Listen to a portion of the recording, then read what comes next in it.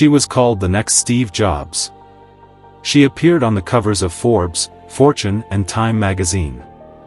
She was worth $9 billion on paper, making her the youngest self-made female billionaire in American history. Silicon Valley worshipped her. Investors trusted her with hundreds of millions of dollars. Patients trusted her with their health. And then, in one of the most dramatic collapses in business history, it all came crashing down. Because the revolutionary technology she had promised the world never actually existed. This is the story of Elizabeth Holmes. And the billion-dollar lie that fooled everyone. Elizabeth Holmes was born in Washington, D.C. in 1984.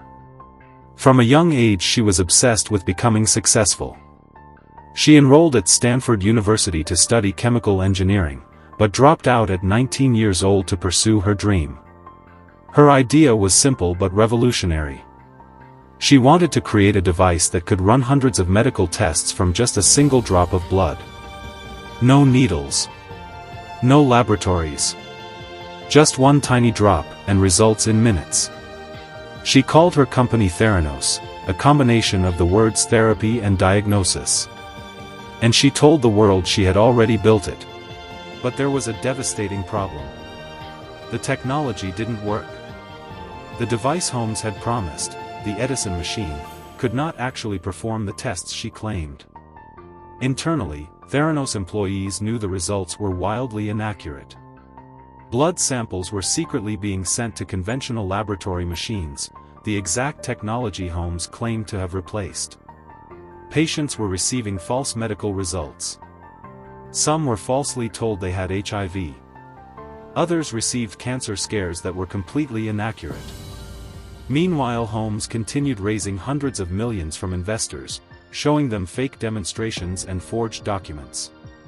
She hired former Secretary of State George Shultz and other powerful figures to sit on her board, lending her operation credibility it did not deserve.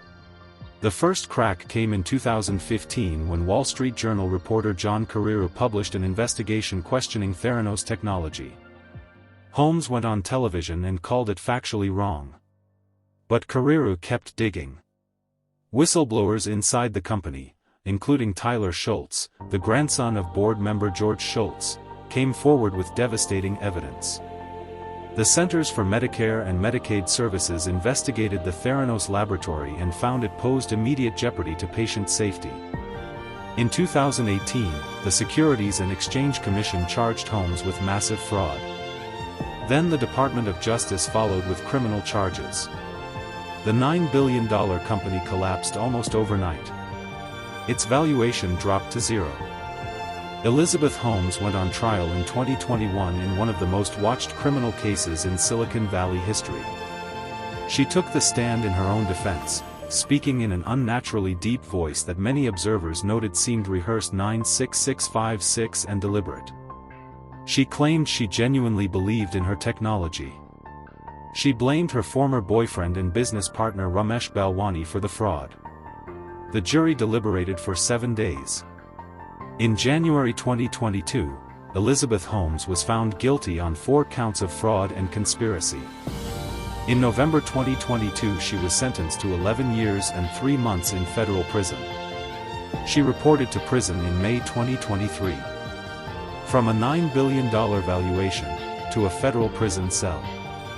This has been the story of Elizabeth Holmes and the Theranos scandal, one of the greatest frauds in Silicon Valley history.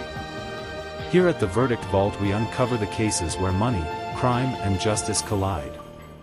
If this story shocked you, hit subscribe and turn on notifications, because next week we are covering another case that will leave you speechless. Drop a comment below. Do you think 11 years was enough for what Elizabeth Holmes did? See you in the next case file.